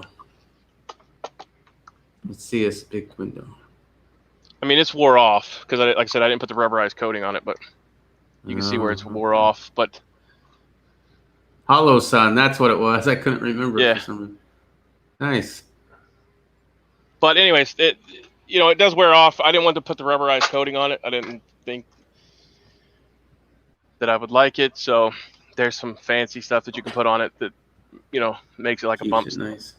bumper to keep it. Yeah. Nice. There's San Diego. Yeah. Are you still out in California? Why the fuck did I think he's somewhere else? Well, he makes trips to Arizona, but yeah, he lives in I don't know if he lives in San Diego, but he says there's 4 or 6 decent-sized ones in San Diego every weekend. I don't think I want to go to San Diego. I'd rather go to Prescott because then if I don't buy silver, maybe I'll buy a gun. Just junk mail today in the box, 90 and hot, nothing getting done. Yeah, all right. It looks better when it has somewhere. Well, I mean, the Cerakote hasn't came off of it. I mean, that was the main thing. I did a lot of Navy digital camo stuff. My brother-in-law's 22-year Navy frogman, so I did a bunch of his shit. And his hasn't worn off, but we put the plastic. It's not plastic. It's like some kind of rubberized coating. It almost makes it feel like the tool dip stuff, but it's clear. And his shit's been fine, but Mr. Tommy Boy would like you to turn down the lights so he can see it better. I'm currently working on restructuring everything. I got a green screen so I could add cool features and all that stuff. I'm gonna start messing around with the OBS stuff that Poison Stinger works with. Yeah. And right now I'm currently using this what the hell's this thing called? Chromebook, and I'm going to bring an actual laptop up here and other things. You have been making me interested in getting another green screen. I had one, and then it got used for something on the ground, and there's cat hair, and there's dog hair, and there's vape, and it was on the ground, so obviously it's dirty, and I was like, oh, I just don't want to. I've had it since like the mid-2000s, like 2006 or 8 or something like that, so I was like, you know what, it's basically just a bed sheet that was green, that I got from a legitimate, well, supposedly legitimate green screen company back in the day. And I do believe they make much better shit than that now. So I'm just, you know what, I'm thinking about popping for a drone with a camera because I want to be more active. So my videos are going to be more active of us going out hiking and going to waterfalls and stuff like that. So yeah, that's why I want that. And second of all, if I do get a green screen, it's going to have to be a little bit better than what I had before. There you go. That's all you get. It'll be better lit. It'll be this light above me is an LED light. I got it for Christmas, and it is super friggin' bright. It hurts my eyes, so I tend to leave it off. Yesterday was fine because the sun was out, and there was a lot of. When I would do my green screens, bro, I had 2. You know those work lamps setups that you can get from Walmart they're yellow and they're on a stand, and there's 2 lamps, and it's like 500 watts a piece, right? And they're hot as fuck. I had 2 of those and one of the single ones for when I would do my green screen work for Big Brother. I'd have a set over on the left, a set on the right, and then I'd have the little one shining just on the green screen behind me. And you have to have some distance between you and the green screen because you do not want it. Well, if you want a really good green screen effect, you do not want your shadow cast onto the green screen because your shadow will change the shade of green and then it'll show. And it's almost impossible to key out, right? So I had it all set up, but man, you want to talk about hot and using power? That was like 2,500 watts or something like that. Maybe I'm doing the math wrong. Maybe they're only 250 watts a piece because it's like 500 watts a pop, bro. And it was hot. Well, those are LED and they're 5,000 aluminum piece. And so I have one. LED would be nice. I got 4 of them for Christmas. And I just put this one up here so I could view coins and stuff. But it's super friggin' bright. Yeah, and that's what you want. You want the bright without the heat. These were halogen bulbs, right? Yeah. So, I mean, it was hot. You had to be very careful pushing the button to turn it off because you would burn the fuck out of yourself if you didn't. The silicone's melting around the switch. Yeah, I'm looking forward to maybe, if I do get another light set up, actually get some LED ones next time for sure.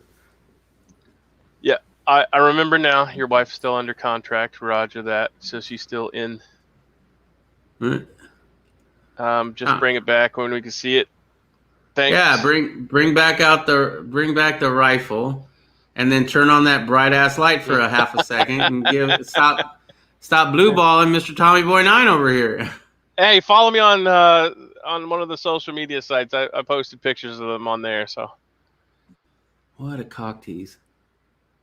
Well, we're not supposed to show them during live. I've already been yanked, a few times. So. Have you? Yeah. Huh. I haven't been yanked yet, and I keep showing. Well, I mean, my videos have been removed from YouTube for other reasons, but not for showing a firearm yet. So that's kind of good. Yeah. Well, they said no live, so I mean, I already got a bitch email about it. So. Dude, I've gotten two recently, man. I am on fire with YouTube community. I've had to set up BitChute. I got my D Live set up, man. I got all my shit now. I'm ready to go. If I get thrown off of YouTube, I ain't stopping, man. Yeah, well, I'm not either. I got all that stuff set up too. I sent you that picture yesterday from Twitter. I'm getting booted off Twitter, and then they're showing half naked fucking people on there, and it just really. I mean, you're having a hard problem on Twitter? Yeah, I'm always getting put in timeout. Really? I never once got in trouble with Twitter. Never, not once. when I first started Twitter, it was for the whole Big Brother stuff, right? So I'd tweet out when I'd go live with that, right? I did try some actual tweets of what I was doing that day, but nothing controversial, right? And that was years and years ago. Can I show this without getting yanked? I don't know. The picture I sent you? Yeah, I would imagine so. You didn't get yanked for the video that we played. You just got a copyright strike. So they don't give a shit. Here's what's on Twitter. There you go, Mr. Tommy Boy 9. Yeah. Anyways, that's on Twitter, but I can't. Here's a screenshot there's the whole version. So I'm getting yanked. I'm getting docked on Twitter, but people like this can do shit like that. Right. Long time. It had been about 6 years since the last time I tweeted. Now that I'm doing my chats at night, I was like, you know what? Maybe I should start tweeting it again. Riddle Girl, can you start tweeting, for me, when I go live on my Twitter? Sure. She does it, I think, maybe once or twice at the most. And then all of a sudden I get not suspended, not put in a timeout, but banned from Twitter because of hate speech. I got banned from Twitter for hate speech. Now, unless it's a tweet that I did years ago, which I don't remember, then it had to be because I tweeted out that I was going live on YouTube and somebody powerful enough to get me banned. I don't know how powerful you have to be to do it, but that's some bullshit. I've been trying to get a hold of them and like, what the fuck, bro? I mean, I just tweeted out that I was going live on YouTube. That has nothing to do with me having hate speech here on the Twitters. Was that one of your fuck the police chats? It might have been. I don't fucking know, bro. But you might think that they would like that video, though. It would be the stuff against BLM and shit, I guess. Yeah, you probably talk shit about Anquifa or something. Oh, I do that a lot, yeah. Yeah. Or maybe I tweeted out the freedom of speech chat that we did on the Green Dragon. Because that one definitely today, yeah, that I would, yeah, I understand why I'm getting banned off Twitter. Banned, straight up banned, man. They will not let me back on. I've been appealing it, and I have not heard anything back from them. And their whole excuse, well, because of the C-19, we're taking longer than you. It's basically because I don't have enough followers to matter. That's what that is. I mainly try not to post anything anymore. I just go on there and because HTP is always on there posting shit and stuff like that. There's people on there. Yeah, there's definitely people on there, and I did have some followers, right? So why not tweet out when I'm going live? It's just trying to get people connected to, hey, I'm going live. So now I'm using Parler. I'm kind of thinking maybe I should have went to this other one. I forget, there was another one for a while that was kind of like Twitter as well. But Parler's really, it's just the opposite of Twitter. It's still bad. It still bans people for freedom of speech or because of speech that they don't like. It's just speech that maybe, conservatives don't give a shit about and they don't stand up for, which is sad because you should stand up for all sorts of free speech, not just the one you agree with. Right. You know what I mean? Well, it's getting to the 2-hour mark, so leave all your final bitches, moans, complaints, and comments so we can answer those, and then gotta get out of here and get back to the tedious work of picking elderberry. Right on. That sounds like fun. Well, like I said, you got to cut the flower head off, which turns into berries after it turns into berries, and once they turn purple, you have little or no time before the birds start munching on them. And so, yeah. Can I do a little shout out for my shit? Sure, go ahead. So I am giving away, and some of you already know this, I am giving away this 1 ounce silver coin or silver round, right? It's not a coin. It's not I got to be careful with all my silver dudes. It's not a coin. It's a silver round. It's 1 ounce. It's 3 9s fine. I'm giving it away. There is only 14 spots left to get in on this. If you want to know more about that, you're going to have to watch my latest live relatively soon in the video, so you won't have to watch all of it if you don't really want to. But that's how you find out how to win this. And as I said, there's only 14 spots left. We might actually be giving this away tonight on my live feed or my live show. Yeah, that'd be cool. All right, so that's all I wanted to share. So go check out his video. I don't have a link to that, but I can get a link to your channel real quick. Yeah, that's fine. It's Poison Stinger.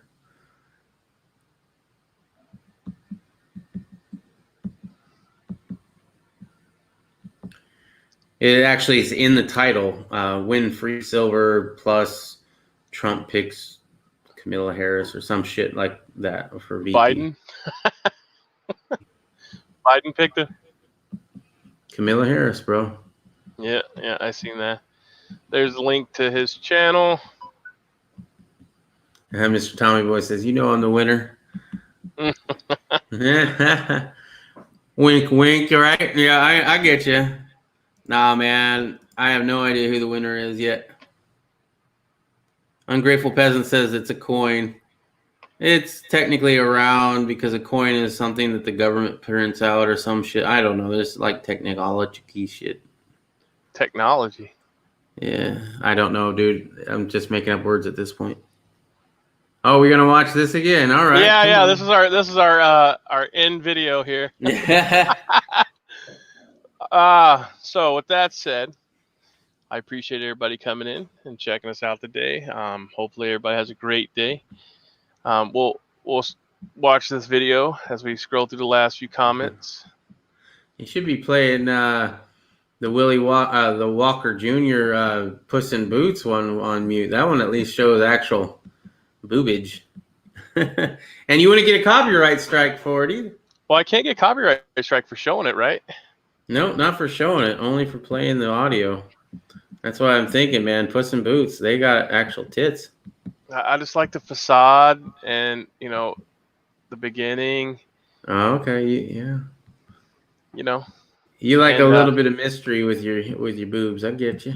Right, but it's just, they have some nice water features that have all kinds. Is any of that stuff? Can any of that stuff be used for tactical defenses against for paintball?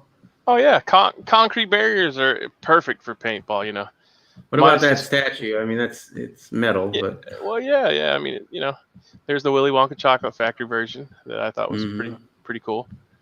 I am not a Cardi B fan because she's just completely.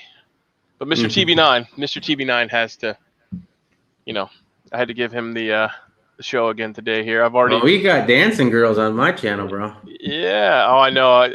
What the hell did that used to be? It used to be able to get that on something. That used to be like an app on like web TV back in the day. You could get them dancing across your screen as a screensaver or something. You remember that?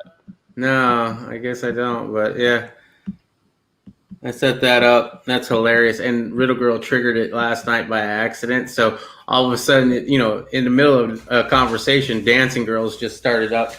I was like, okay, well, we got dancing girls now. Mr. TV9 says, oh, there we go. There you go. There's your Kartrashian moment. Mm-hmm. And another putty tat. I mean, that's hot. I love the wall features. I mean, it's just great. All right. I want a gold ass cheek hanging from my wall. All right. The hair on that, man, that's interesting, right? Thank you. Oh, I didn't see it. Pick a flavor. These are the cold ones. Leaving? No.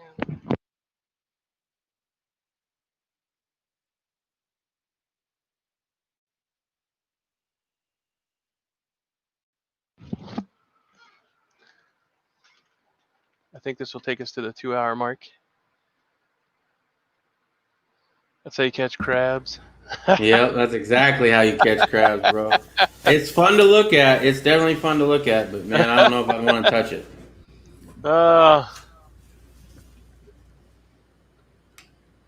It's just the controversial video that's out there right now. So, anyways, I just had to share that again today. All right. Anyways, guys and gals, as always, I'm Irish USMC Vet. That's Poison Stinger. Give us a thumbs up, thumbs down. Bitches, moans, complaints, leave them in the comment section below. Share, like the video, spread the word, and have a great day. Simplify, Godspeed, and we're out of here. Peace.